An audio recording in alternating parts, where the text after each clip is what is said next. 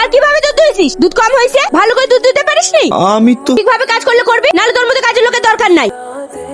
তোদের আবার কি হলো? কি আবার হবে? সে একই কাহিনী, সারা রাত আমাকে ঘুমাতে দেন, বলে কিনা পেটে যন্ত্রণা করছে। মিথ্যে কথা, সারা ধন্য মেয়ে যদি মনে কথা বলবে। আমি বলতে গেছি বলে এখন আমাকে ধরে বাজ। আমাকে ডাক্তার দেখানোর লেগে খরচ করে আগের মাসে আব্বা বেকার বাজার টাকা পেয়েছিল, ওই টাকা দিয়ে আমাকে ডাক্তার দেখিয়ে এসেছে। আমি তো বলিয়ে দিয়েছি ডাক্তার দেখাতে পারবো না, আজ 7 বছর হয়ে গেল, তুই এখনো পর্যন্ত আমাকে একটা সন্তান দিতে পারিস নি। সন্তান দিতে পারেনি বলে তো তোমাদের এত অত্যাচার সহ্য করে। অতগুলো মেয়ে তবে ধর্মকে লাথি মেরে চলে যেতে। তোমার ওই মুখে মুখে তর্ক করে জন্যই তো তুমি মার খাও। আমার দৃষ্টিতে দেখতে পাবেন, আর নিজের ছেলে যে 1000টা মেয়ের সাথে প্রেম করে বেড়ায় সেইটা দেখতে পাবেন না। বেশ করেছি, তোমার থাকতে ইচ্ছে করলে থাকো, নালে বাড়ি থেকে চলে যাও। তুমি জানো তো ওরকম, তাহলে রোজ রোজ তুমি এসব কেন বলতে যাও? তুমি বেশি জ্ঞান দিতে এসো না। নিজের স্বামীটাকে খেয়ে ঘরে এসে বসিস, তোর যে কাজ আছে তাই কর। হাই হাই, সব দুধ ফেলে দিল। চোখ কানা হয়ে গেছিস, দেখি কাজ করতে পারিস নি। দেখে কাজ করতে পারিস না? আজ তোর খাওয়া দাওয়া বন্ধ, এই মাসের বেতনও তোর বন্ধ। তুমি এখানে? হ্যাঁ, শাক দিতিস, এই লাও, এটা খেয়ে লাও। তুমি আবার এসব আনতে গেলে কেন? আমার খিদে নাই। আমি জানি তুমি কিছু খাও, আর তাছাড়া মার খেয়ে পেট ভরে না। আমার কাছে 5 টাকাই ছিল, ওই দিয়ে একটা লেবু কিনে নিয়ে আসলাম, কিছু না খাবো বলি। আমাদের দুজনের কপালই তো এক। একটা রাখালের জন্য এসব করছো কেন? আগে খেয়ে লাও, সেটা নয় পরে শুনবা। তুমি থাকো, আমি আসছি।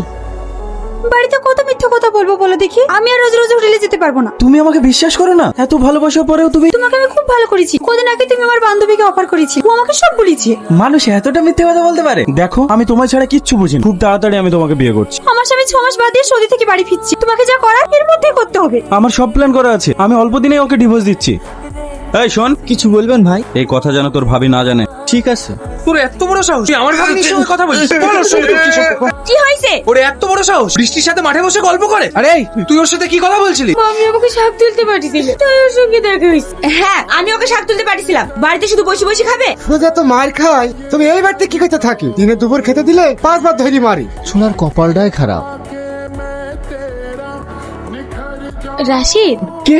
আমি বৃষ্টি। তোমার তো ভীষণ জোর। ও কিছু না, তুমি এখান থেকে যাও, কেউ দেখে ফেললো আবার। মেরেই তো ফেলবে, তার বেশি তো কিছু করতে পারবে না। সকালের ঘটনার জন্য কি হলো তুমি তো নিজের চোখে দেখলে। আমার জন্য তোমার কোনো সমস্যা কেটে আমি চাইনি। তুমি শুধু একাই কষ্ট পেয়েছো। তোমার গায়ে যতটা মারের আঘাত লেগেছে, ততটা কষ্ট আমার বুকে লেগে। এতটা কষ্ট আমি আমার বাবা মারা যেতেও পাই। মনে হচ্ছে এই পৃথিবীতে সব থেকে আপন কেউ যদি থাকে, সেটা তুমি। তুমি সবই জানো, আমি একজন রাখ, আমার না আছে বাড়ি, আছে ঘর, না আছে কোনো ঠিকানা। আমার কাছে আমার কোনো কিছুই চাওয়ার নেই, শুধু একটা জিনিসই চাও, তোমাকে। তুমি পাগল হয়ে গেছো? টাকা পয়সা, বাড়ি গাড়ি, সোনা দানা, কোনো কিচ্ছুর প্রয়োজন নেই। শুধু একটু শান্তি দেওয়ার মতো মান, এতটুকুই চাওয়া।